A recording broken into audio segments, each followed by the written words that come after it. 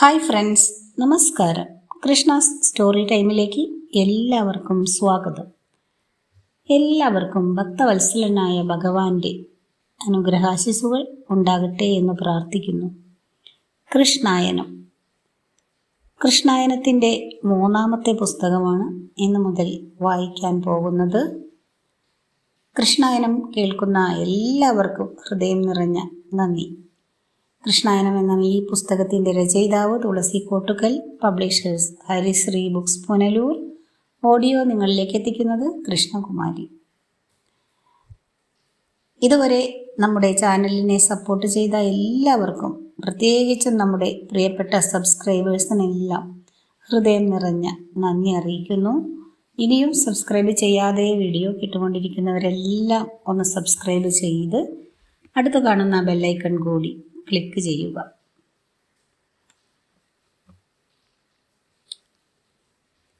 ഇന്നത്തെ ഭാഗത്തിലേക്ക് അതിനു മുൻപായി ഭഗവാന്റെ കഥ കേൾക്കുന്ന നിങ്ങളെല്ലാം തീർച്ചയായും ശ്രീകൃഷ്ണ ഭഗവാന്റെ അനുഗ്രഹീതർ തന്നെയാണ്.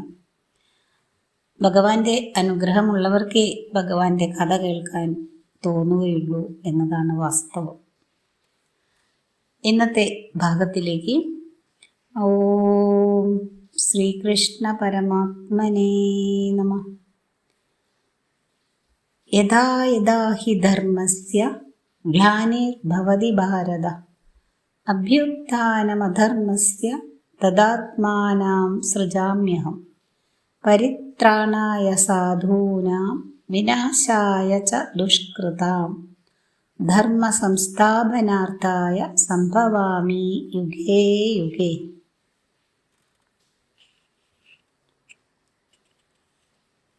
ഇന്നത്തെ ഭാഗം. കംസപത്നിമാർ വിടവാങ്ങുന്നു.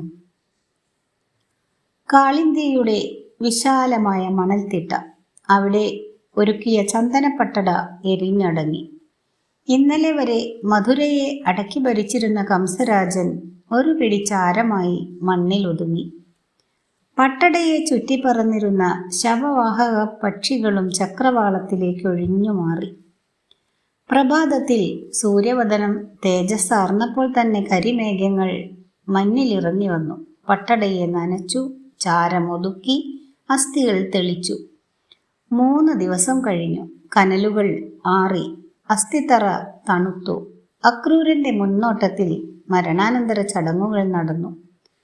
വിവിധ രാജ്യങ്ങളിലെ രാജാക്കന്മാരും മന്ത്രിമാരും ചടങ്ങുകളിൽ പങ്കെടുത്തു. രാജാതിരാജനായിരുന്നല്ലോ കംസൻ, ലക്ഷക്കണക്കിന് സൈന്യങ്ങളുടെ ഉടമസ്ഥൻ.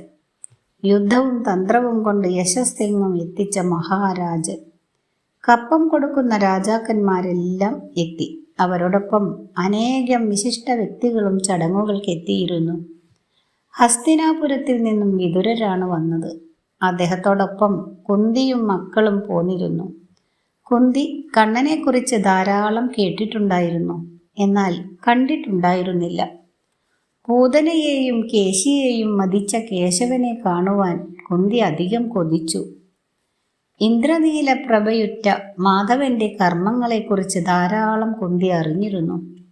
വിശിഷ്ടനും പരമനിർമ്മലനും സുമുഖനുമായ ബാലനെ കാണണമെന്ന് നിർബന്ധം പിടിച്ചാണ് അവരെത്തിയത്.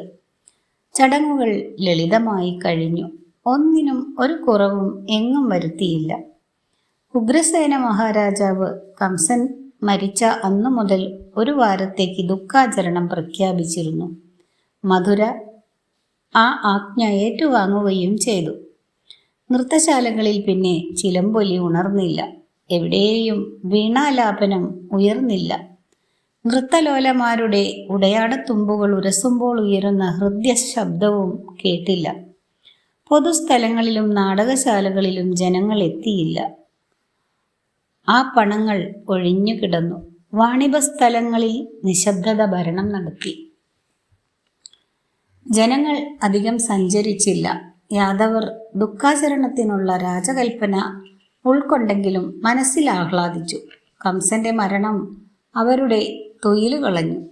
സ്വാതന്ത്ര്യത്തിൻ്റെ മധുരം അവരിൽ നിറച്ചു. നിങ്ങൾക്ക് ഒരു രക്ഷകൻ പിറന്നു എന്ന ബോധം അവരിൽ ഉറച്ചു. തങ്ങൾക്ക് ഒരു രക്ഷകൻ പിറന്നുവെന്ന ബോധം അവരിൽ ഉറച്ചു. പക്ഷെ ആ ആനന്ദം ഏറെ നാൾ ആസ്വദിക്കുവാൻ മധുരയ്ക്ക് ഭാഗ്യമുണ്ടായില്ല. പെട്ടെന്നാണ് ആ വാർത്ത പരന്നത്. കേട്ടവർ അത്ഭുതം കൂറി നിന്നു. പരസ്പരം അവർ ചോദിച്ചു, എവിടെ നിന്നാണ് ഈ വാർത്ത പൊന്തിപ്പൊട്ടിയത്? ആർക്കും അറിയുകയില്ല. എങ്കിലും അവരത് വിശ്വസിച്ചു. അവരുടെ മനസ്സിൽ മരണം രൂപമിട്ട് നൃത്തമാടി. ക്രൂരതയുടെ തമസ് പൊതിയും പോലെ അവർക്ക് തോന്നി. ഭവനങ്ങളുടെ അകത്തളങ്ങളിൽ അത് ചർച്ചയായി. വാർത്ത ഇതാണ്: കംസന്റെ ഭാര്യമാർ അവരുടെ പിതാവിൻ്റെ സവിധത്തിലേക്ക് പോകുവാൻ തീരുമാനിച്ചിരിക്കുന്നു. ഈ തീരുമാനം കേട്ട് കൊട്ടാരത്തിലുള്ളവർ തരിച്ചു നിന്നു. ഒരു വെള്ളിടി വീണ പോലെയാണ് വാർത്ത കൊട്ടാരത്തിൽ പരന്നത്. കരഞ്ഞു കലങ്ങിയ കണ്ണുകളും അഴിഞ്ഞുലഞ്ഞ കബരിയുമായി വിധവകളായ തമ്പുരാട്ടിമാർ യാത്രയ്ക്കുള്ള ഒരുക്കങ്ങൾ ആരംഭിച്ചു. കംസപത്നിമാർ പോയാൽ മധുരയ്ക്ക് ആപത്താണ്. അവരുടെ പിതാവ് ജരാസന്ധനാണ്. ഗംഗയുടെ സമതലത്തിൽ ഏറ്റവും ശക്തനായി ഭരണം നടത്തുന്ന രാജാവാണ് അദ്ദേഹം. കർമ്മകുശലതയിലും ഭരണ സംവിധാനത്തിലും ശക്തിപ്രകടനത്തിലും സൈന്യബലത്തിലും ജരാസന്ധൻ മുന്നിലാണ്. അദ്ദേഹത്തെ പരാജയപ്പെടുത്തുവാൻ അത്ര വേഗം കഴിയുകയില്ല. കംസപത്നിമാർ ദുഃഖം കനത്ത ഹൃദയവുമായി ഈ രൂപത്തിൽ അവിടെ എത്തിയാൽ ജരാസന്ധന്റെ മനസ്സ് നിലവിട്ട് ത്രസിക്കുമെന്ന് ഉറപ്പാണ്. അവരുടെ കണ്ണുനീരും വേദനയും താങ്ങുവാൻ അദ്ദേഹത്തിന് കഴിയുകയില്ല. ഏതൊരു പിതാവിനാണ് മക്കളുടെ വൈധവ്യം ദുഃഖമുണ്ടാക്കാത്തത്? അതിന് കാരണഭൂതരായവരെ വധിക്കണമെന്ന് അദ്ദേഹം നിശ്ചയിച്ചാൽ ആർക്കും കുറ്റം പറയാൻ ആവും. അതുകൊണ്ട് തന്നെ മധുരയോട് ജരാസന്ധൻ യുദ്ധം പ്രഖ്യാപിക്കും. കനത്ത പോര് നടക്കും. മധുര രക്തക്കളമാകും. സന്തോഷം പടിയിറങ്ങും. ഐശ്വര്യം നശിക്കും. മോശേട്ട കുടിയേറും. ജനങ്ങൾ സംഭവിക്കുവാൻ പോകുന്നതോർത്ത് ഭയന്നു. മനോഹരമായ മധുരാ നഗരി നശിക്കുമോ? എത്ര നാളുകൊണ്ടുള്ള അധ്വാനമാണ് ഈ നഗരിയെ ഐശ്വര്യപൂർണമാക്കിയത്. അതെല്ലാം നിമിഷം കൊണ്ട് വീണടിയുകയാണെങ്കിൽ ജനങ്ങൾക്ക് ഊഹിക്കുവാൻ പോലും കഴിയുന്നില്ല. പരസ്പരം ഇത് പറയുമ്പോൾ തന്നെ അവരുടെ കണ്ണുകളിൽ ഭയത്തിൻ്റെ വണ്ടുകൾ പറക്കുന്നു.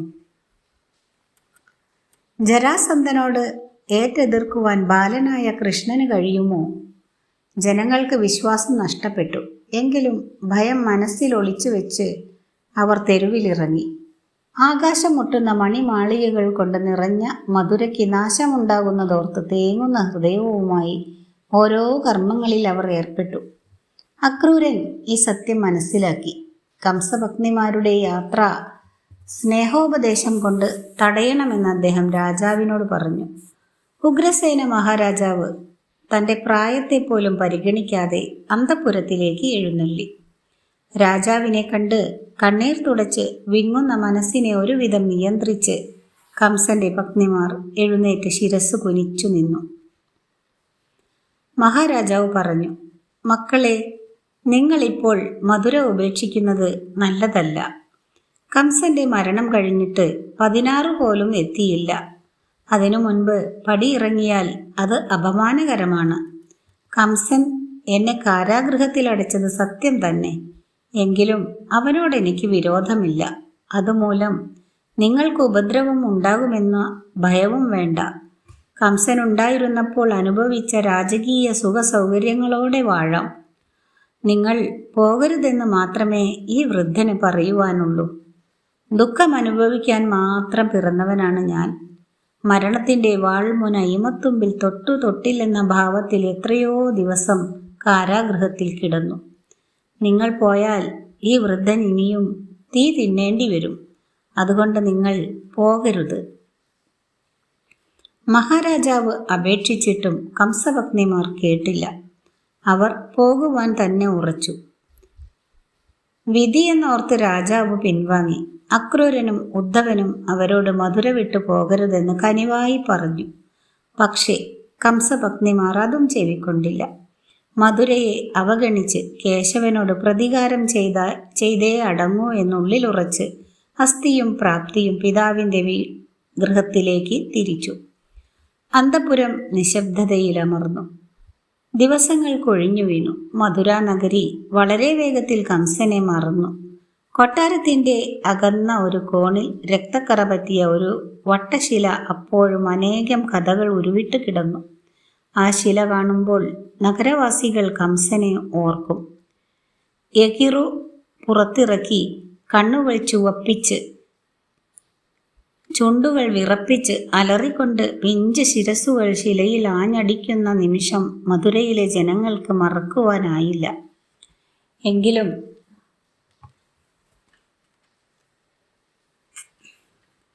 വളരെ വേഗത്തിൽ മധുര പഴയ രീതിയിലേക്ക് മടങ്ങി വന്നുകൊണ്ടിരുന്നു. കൃഷ്ണനും ബലരാമനും വസുദേവരുടെ കൊട്ടാരത്തിൽ കണിക്കൊന്ന പൂവിൻ്റെ കാന്തിയോടെ വളർന്നു. ദിവസങ്ങൾ കൊണ്ട് കേശവൻ മധുരയിൽ എല്ലാവർക്കും പ്രിയങ്കരനായി. നഗരവാസികൾ കണ്ണനെ അവരുടെ ഭവനത്തിലേക്ക് ക്ഷണിച്ചു. മാധവൻ പോയി മധുരം കഴിച്ചു, പാലു കുടിച്ചു. അവരുടെ ഹൃത്തടത്തിൽ മണിക്കുഞ്ഞായി വിലസി. കൃഷ്ണന്റെയും ബലരാമന്റെയും ഉപനയന കർമ്മങ്ങളെക്കുറിച്ച് ആലോചന തുടങ്ങി.